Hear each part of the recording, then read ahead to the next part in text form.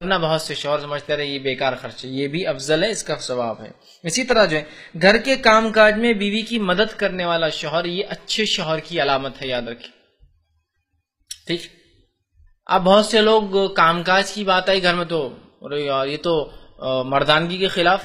سمجھ لیجئے ایک آدمی آپ سے گھر گئے، کھٹکا دیے، وہ آپ کا دوست باہر اور ہاتھ اس کے سمجھ لیجئے کوئی چیز لگا رہا تھا، آٹا لگا ہوا ہے سمجھ لیجئے، اور کیا لگا رہا تھا، چلیے آٹا ہے، آٹا لگا جائے گا تو وہ سامنے والا دوست ارے ارے ارے ارے یہ تمہارا حال ہے گھر کے اندر، آٹا گوندتے تم، بہت ظلم کر رہے ہیں تمہاری بیوی، اور پوری جگہ بات کرتا ہے وہ تو عورتوں کیسا کام کرتا، آٹا گوندتا، فلاں کرتا ہے نا، جبکہ یہ تو اچھے شوہر کی صفت ہے۔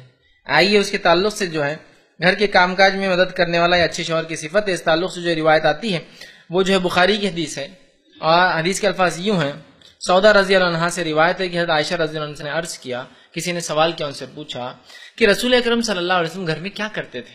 جب گھر میں آ جاتے نبوت کی ذمہ داریوں کو ادا کر کے تو گھر میں کیا کرتے تھے؟ ماں عائشہ رضی اللہ عنہ فرماتی ہیں کہ آپ صلی اللہ علیہ وسلم گھر میں کیا کرتے تھے؟ آپ گھر کے کام کاج میں مصروف رہتے تھے۔ کیا کرتے تھے گھر میں آنے کے بعد؟ آپ گھر کے کام کاج میں مصروف رہتے ہیں، اور جب نماز کا وقت ہوتا تو گھر سے نکل کر نماز کو چلے جاتے۔ مطلب نبوت کی ذمہ داریاں ادا کر کے آپ گھر آئے، سمجھ لیجیے عشاء کے بعد یا مغرب، آپ عموماً جو ہے مغرب عشاء کے بعد گھر آتے تھے، گھر آئے، گھر آنے کے بعد آپ گھر میں جب ہوتے تو کچھ گھر کے کام کاج میں حصہ لیتے، اس کے بعد سو جاتے، صبح فجر ہے، فجر کے بعد پھر آتے واپس کچھ کام کاج کرتے، اور نبوی ذمہ داریوں سے نکل گئے تو پھر تو ایک الگ بات۔ تو ایک اچھے شوہر کی علامت یہ ہے کہ وہ مدد کرتا ہے۔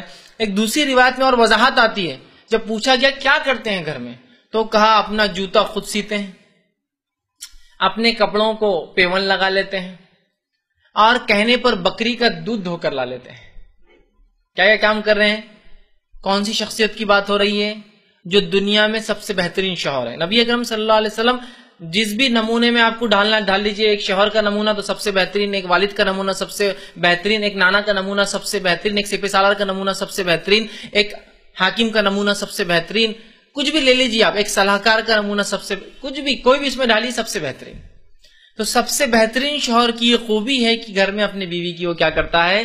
مدد کرتا ہے کام کاج میں۔ ہمارے پاس یہ معاملہ بہت ہم پیچھے رہتے ہیں، جس سے ازواجی زندگی، میرڈ لائف کے اندر وہ محبت الفت نہیں پیدا ہو پاتی جو کام کاج سے ہوتی۔ یاد رکھیں، ساتھ رہ کر ہاتھ کام کاج سے مراد یہ نہیں کہ مکمل طور سے شوہر کھانا بنا رہا ہے اور وہ کر رہا ہے، یہ بھی اگر آتا ہے تو کئی بیوی کو بھی ریلیکس کرے، وہ بالکل کرے، اس کا بھی تو حق ہے کبھی بیٹھ کر کھائے ہو، ٹھیک ہے، بات سمجھ میں آ رہی۔ لیکن کام کاج میں مدد کرنا، آپ گھر پہنچے، آج جلدی پہنچے، بیوی کچھ بنا رہی ہے اور آپ اس کو سبزی کاٹ کے دے رہے ہیں، جب میں کاٹ دیتا ہوں آپ ذرا آگے کا کام کرتے رہیے، آپ کوئی چیز گوشت دھو کر اس کو دے دے رہے ہیں، آپ کوئی چیز بیک ہینڈ میں کر رہے ہیں، چلو میں آٹا گوندھ دیتا ہوں، تم فلاں کرو، اس لیے کہ نبی اکرم صلی اللہ علیہ وسلم کے تعلق سے واضح ہے، حضرت عائشہ فرماتی ہے آپ گھر کے کام کاج کرتے۔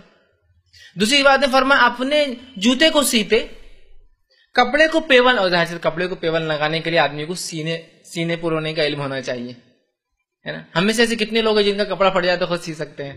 نہیں سی پائیں گے، ہے نا۔